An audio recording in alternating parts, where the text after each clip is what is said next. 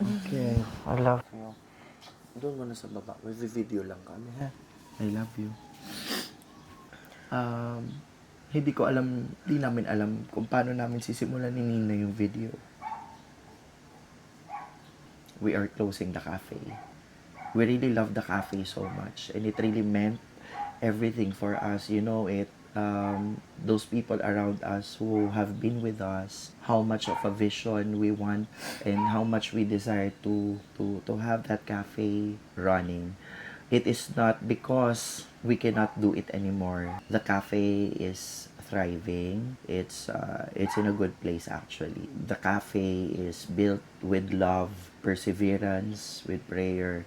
Gaya nga ng sinabi namin sa inyo, the cafe is a Catholic, the first Catholic cafe. And we dedicated that cafe for people who are also like us, to people who are in need of a space of rest, in a sense, no, in a busy life. It's also a community where we build our faith and our trust in God. All of that we have in that cafe came from Him. We had to close the cafe not because it's not working anymore. We Hindi didn't namin give siya up. give up.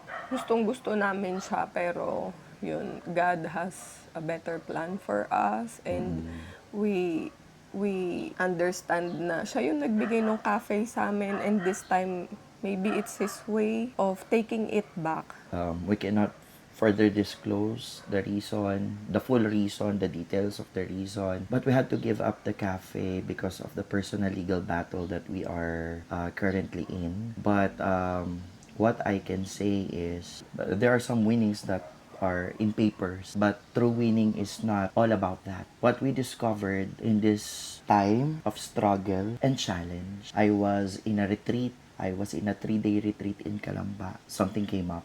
We decided to eventually close the cafe down. We think that God is asking us to let go of it, and we will oblige and follow. What I discovered during the retreat is that what He is giving us is more than what other people thinks what winning is. Akala ng iba, the winnings that they get will make them eventually happy. Yes, maybe they will be happy, but true happiness doesn't lie on somebody else's struggle and fall, and in all the things that's happening in the situation. Mas nangibabaw yung pagmamahal namin sa isa't isa as a family, which was more evident.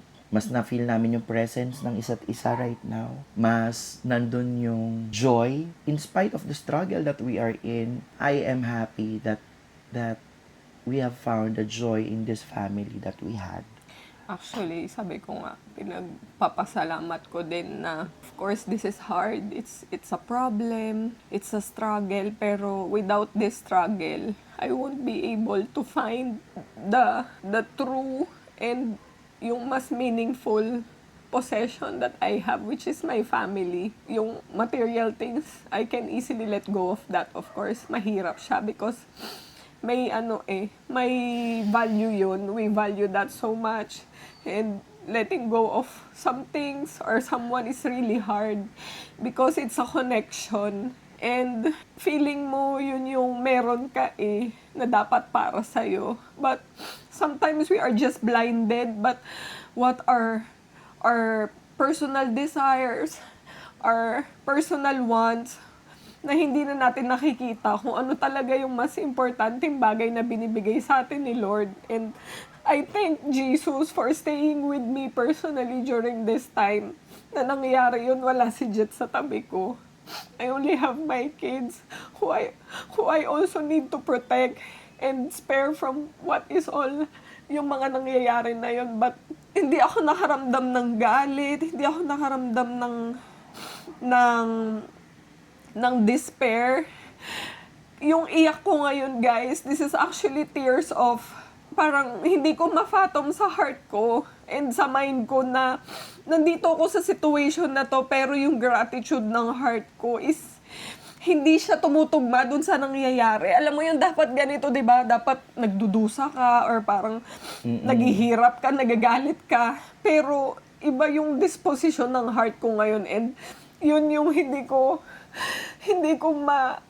parang hindi maarok ng isip ko based on worldly things na nangyayari. Hindi siya normal for me. And I really thank the Lord for giving me this grace dahil most people don't really understand. And I was Blessed. so blessed and I was so happy na binigyan kami ni Lord ng ganitong chance na ito yung totoong suffering na nararamdaman mo yung pagmamahal and presence niya. Na sabi ko, Lord, yung suffering are just merely words, pero yung nararamdaman namin sa heart namin cannot even put weight dun sa kabilang interpretation ng suffering. Sabi ko, parang I was also thankful na through pain we were able to find more love, more trust and grow our faith in him. Kaya at saka 'di ba, pinagpapasalamat ko din na unang-una nag-aalala ko kay Jet doon sa mararamdaman niya because I know how important to him yung cafe from day one Yes. hanggang Because it is not a personal thing for me. The cafe is built out of love for people, out of love for the community, out of love how we wanted to serve God in the most beautiful way that we can. So giving up the cafe is really hard, it's painful. But sabi ko nga, it doesn't matter how much painful these things are. Ang mas importante is kung sino yung kasama mo habang pinagdadaanan mo. So, I hope this becomes an inspiration for everybody. That when you lose something, it doesn't necessarily mean you lose in life. When you lose something, there is a consolation, there is a gift behind all this. And not all winnings are covered with happiness. Not all winnings are given by God. Sometimes, winnings can destroy us too.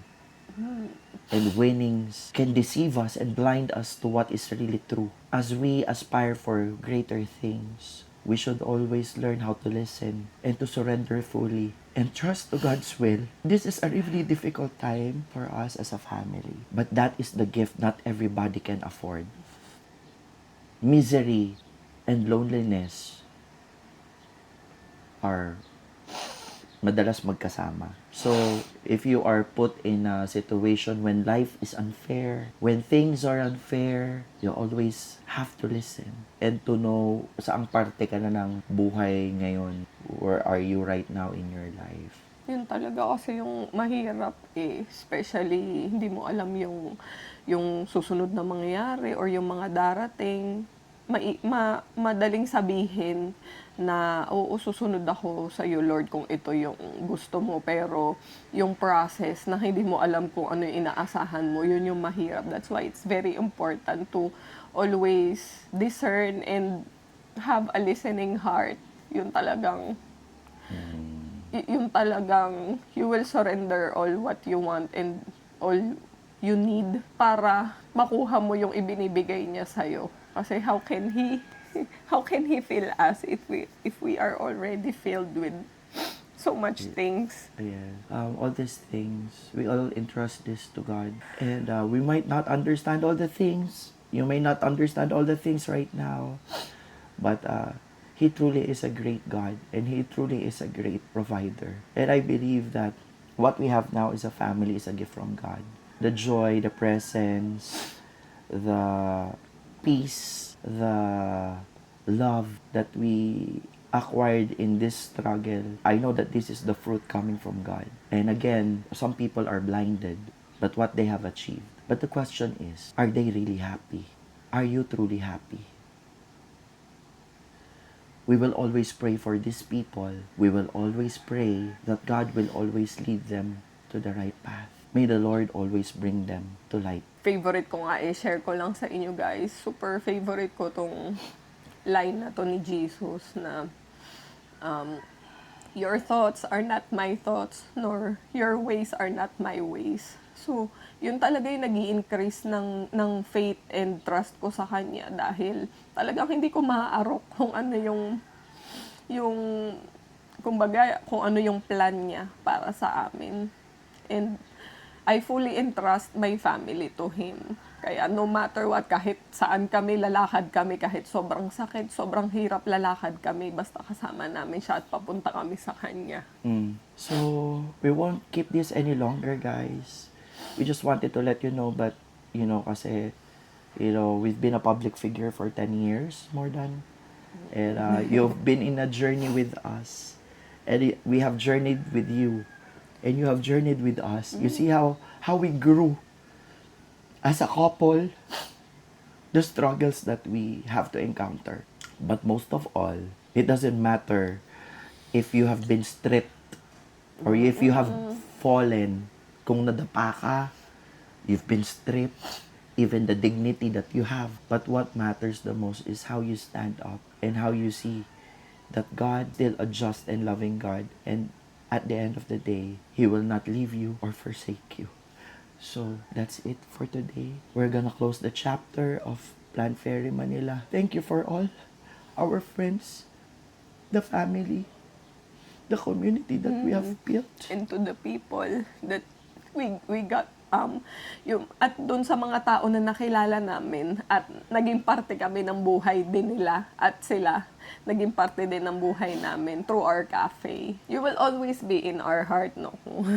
And if God will allow, maybe it's just a hope and a dream that someday we'll meet again on a different setting, on a different place. In His perfect In time. perfect time.